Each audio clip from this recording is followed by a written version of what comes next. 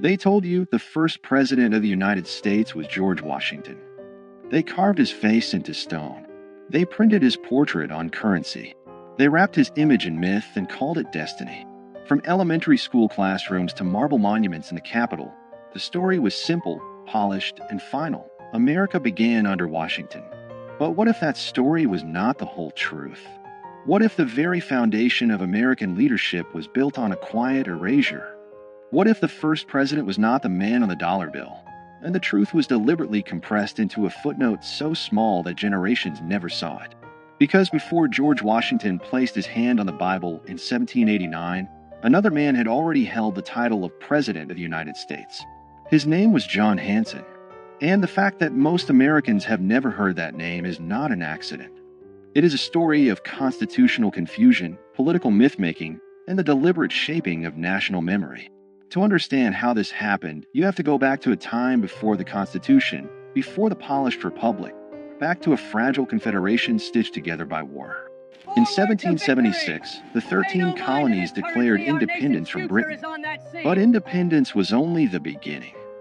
What followed was chaos: unpaid soldiers, collapsing currency, foreign threats, and states that behaved like small, suspicious countries rather than a unified nation. The fledgling United States needed structure. It needed coordination. It needed leadership. So in 1781, after years of debate, the states ratified the Articles of Confederation, creating the first national government of the United States. This government did not have an executive branch like we know today. There was no powerful presidency, no cabinet, no centralized authority commanding armies or vetoing legislation. Instead, there was Congress. And Congress elected a presiding officer. That office carried a formal title, President of the United States, and Congress assembled. On November 5, 1781, that office was filled by John Hanson. Hanson was not a general. He was not a towering plantation owner from Virginia. He was a merchant and statesman from Maryland. But when Congress selected him as its presiding officer, he became by title President of the United States. This was not symbolic. Under the Articles of Confederation, Congress was the national government. There was no separate executive. The President of Congress signed documents, corresponded with foreign powers, oversaw administrative matters, and in many ways embodied the leadership of the nation. Hanson served a one-year term. During that time, the Revolutionary War was still underway.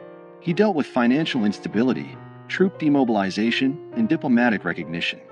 He presided over Congress as it accepted the British surrender at Yorktown's aftermath and navigated the fragile early sovereignty of the new republic. And yet his name is rarely mentioned outside specialized historical discussions. Why? Because after the war ended and the weaknesses of the Articles of Confederation became undeniable, a new document was drafted, the Constitution of 1787. This Constitution created a radically different office, a singular executive with defined powers, independent authority, and national visibility. It created what Americans now recognize as the presidency. In 1789, George Washington was elected under this new constitutional framework. He was not the first man to hold the title President of the United States, but he was the first president under the Constitution. That distinction matters. But over time, nuance was erased. The founders themselves understood the difference. They did not consider the presidency under the Articles equivalent to the executive created in 1787. The earlier office was primarily procedural, a presiding officer chosen by Congress, not a nationally elected executive. Yet as American mythology grew, complexity became inconvenient. A nation prefers clean origin stories. Washington became the first president, not because no one held the title before him, but because the new constitutional order redefined what the presidency meant. The old office faded into obscurity. But obscurity is not the same as non-existence. John Hanson was not alone. Before Washington, several men served as President of Congress under the Articles of Confederation, including Peyton Randolph, Henry Laurens, John Jay, and others. Hanson's distinction lies in being the first to serve a full one-year term after the Articles were fully ratified by all 13 states. And that ratification detail is where the controversy lives. Some historians argue that because Maryland was the last state to ratify the Articles in 1781, and Hanson was elected after that ratification, he was technically the first president of the fully unified United States government. This claim has been amplified in certain circles as proof that Washington was not the first president. But the reality is more layered. The presidency under the Articles had no independent executive power. It had no veto authority. It had no control over a standing army. It was not elected by the people or an electoral college.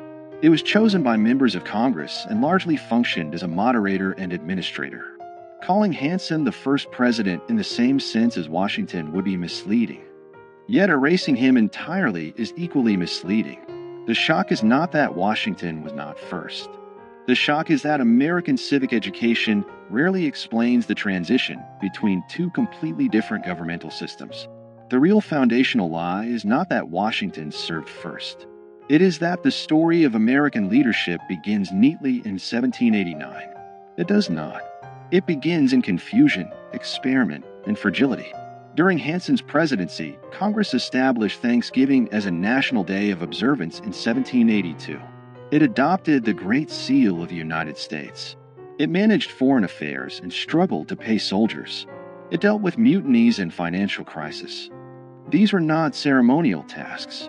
They were existential. Yet when the Constitution replaced the Articles, the previous system was treated almost like a draft that never counted.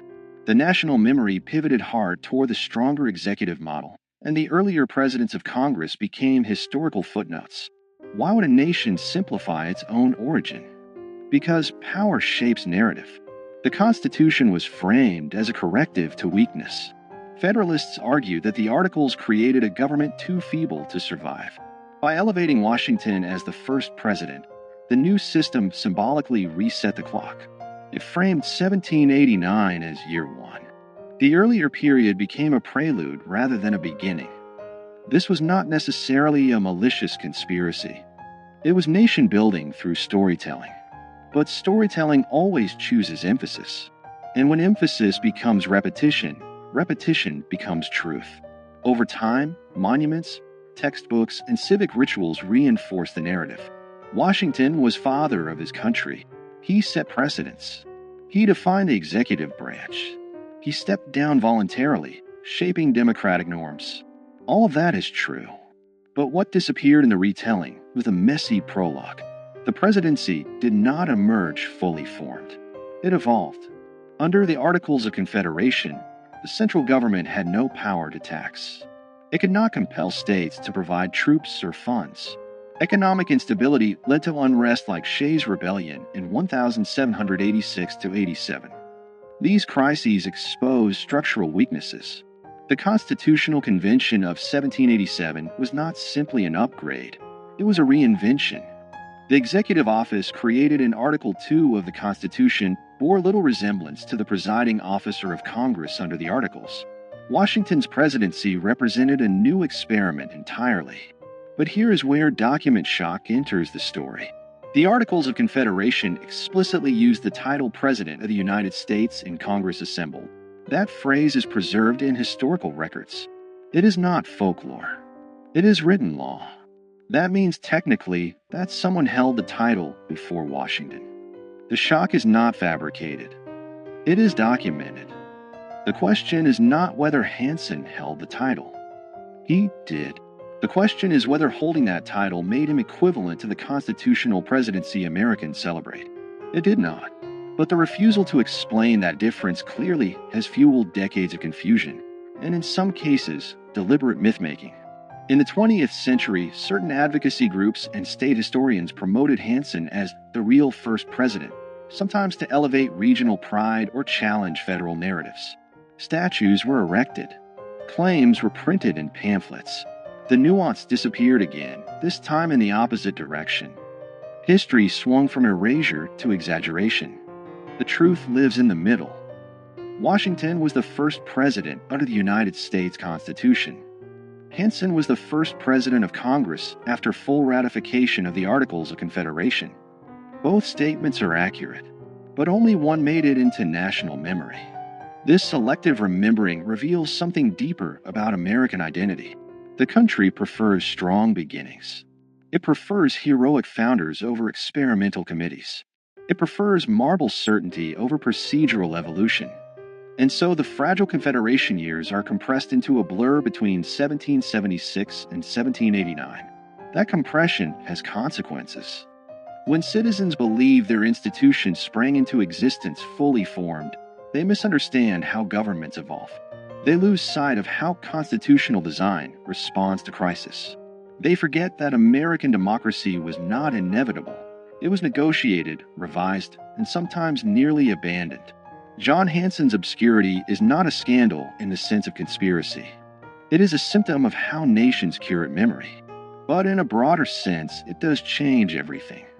Because if the first chapter of the presidency has been simplified, what else has been streamlined for comfort?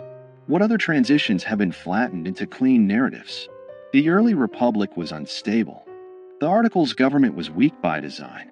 Many Americans feared centralized authority after living under British rule. The pendulum swung towards state sovereignty, and then swung back when that model proved insufficient. Washington's presidency did not emerge from triumph alone. It emerged from failure. Understanding Hanson's role forces us to confront that failure. It reminds us that the United States had a first attempt at national government that did not work as intended. It reminds us that the presidency itself was born from revision. And it challenges the idea that history is a straight line. If Hanson is remembered only as a trivia question, was Washington really first? The deeper lesson is missed. The deeper lesson is institutional transformation. The presidency Americans know today is not static. It has expanded dramatically since 1789. Executive power has grown through war, legislation, judicial interpretation, and precedent. From Washington's cautious leadership to the sweeping authority exercised during the Civil War under Abraham Lincoln, to the global executive power of modern administrations, the office has continuously evolved. Recognizing the earlier presidency under the Articles reveals that evolution in its earliest stage. It shows that titles alone do not define power. Structures do. And structures can change. In the end, the accusation embedded in this story is not that America lied about Washington. It is that America simplified itself. It presented a polished origin instead of a complicated birth.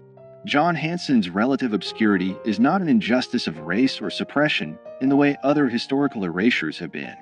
It is a reminder that institutional memory is selective, but selective memory shapes civic understanding. When citizens learn that there was a president before Washington, even if only in a different governmental form, they are forced to reconsider what first really means. They are forced to look closer. And when people look closer at their foundations, they often discover cracks, not fatal ones, but human ones. That discovery does not weaken democracy. It strengthens it. Because mature nations do not fear complexity. They embrace it. America's first president was hidden, not in a secret archive, not in a burned document, but in the quiet margins of a transitional government that did not survive. And understanding that hidden chapter changes everything about how we see beginnings. It reveals that power is defined by structure, that titles can shift meaning, and that national memory is shaped as much by storytelling as by fact. George Washington remains the first president under the Constitution. John Hanson remains the first president of the United States in Congress assembled after full ratification of the Articles of Confederation. Both are true, but only one became legend. The question is not whether Washington deserves his place. He does. The question is whether we are willing to tell the whole story. Because the moment we admit that the presidency had an earlier form, weaker, different, experimental, we acknowledge that America itself was once uncertain, unfinished, and fragile. And that realization changes everything. It reminds us that the nation was built not only by giants carved in stone, but also by administrators whose names faded when the structure they served was replaced. History does not always erase with fire. Sometimes it erases with simplification. And sometimes the most powerful revelations are not about scandal, but about structure.